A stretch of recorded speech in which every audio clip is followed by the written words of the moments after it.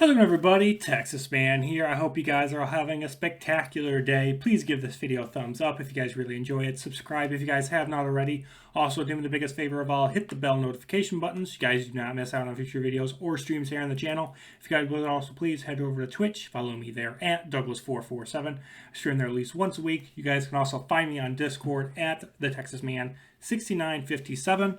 And I'm going to be doing something kind of interesting. I was officially able to find Star Trek, the original 10 movies, the 10 movie Stardate collection. And so this contains all 10 of the original movies from 1979 all the way up to Nemesis from 2022. I'm going to be splitting up the collection into two videos so I can talk about them in a little more detail rather than just giving off scores. So for this video, I'm talking about the first 5, and then in another video that'll be coming out soon here on the channel, I will talk about movies 6 through 10. So in this review, I'm talking about Star Trek, Wrath of Khan, The Search for Spock, The Voyage Home, and then The Final Frontier.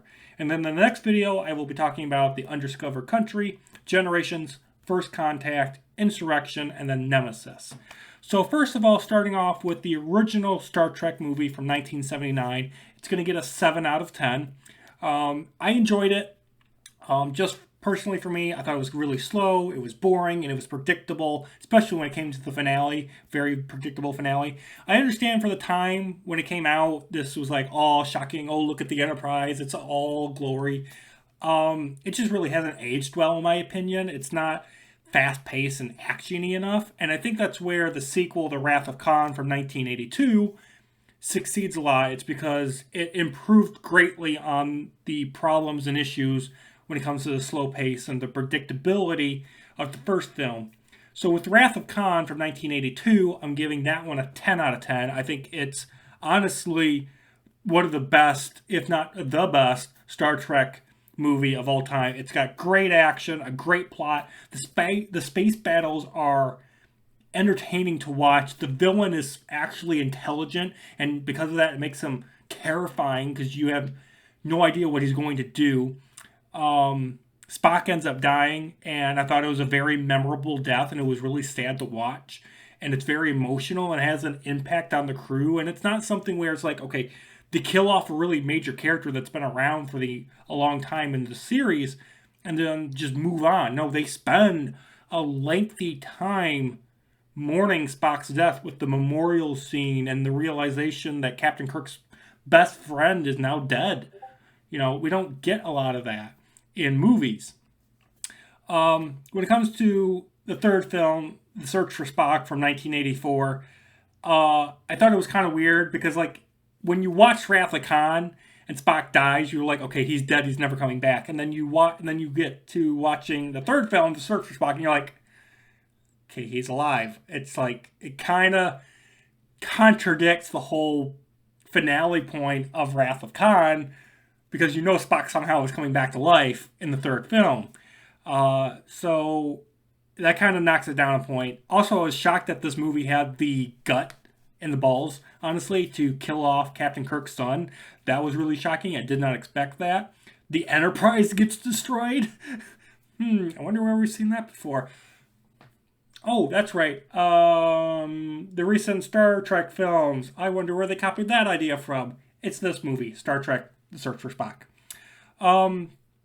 Unfortunately, some of the scenes were very similar to other films that I've seen, including Star Wars Episode 4: A New Hope. So it's an okay watch. Just it's got a lot of good things going for it and a lot of weird things going on. So it gets an 8 out of 10 for me. The fourth movie in Star Trek is The Voyage Home from 1986. I thought I had a very interesting time travel adventure to save Earth. Unfortunately, there's no villain. There's really no like thing to be rooting against. Like, it's literally a time travel adventure, so they're racing against the clock to accomplish side quests and a main mission, but there's no villain to root for. So when there's no villain to root, there's no villain to root against.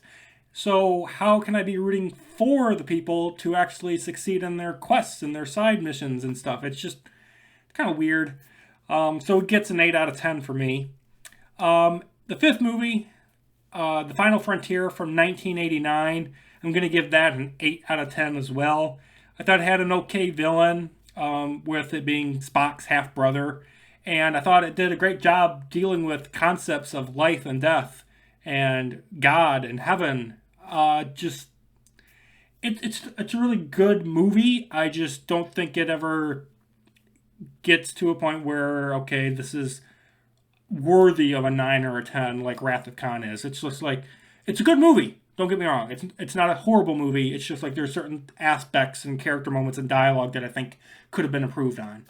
So that's going to do it for the first 5. I will have a separate video talking about 6, 7, 8, 9, and 10. So look forward to that coming out very soon. Let me know, guys, do you agree or disagree with me on my ratings for the first 5 movies? And look forward to more content coming out soon. Have a great day, guys.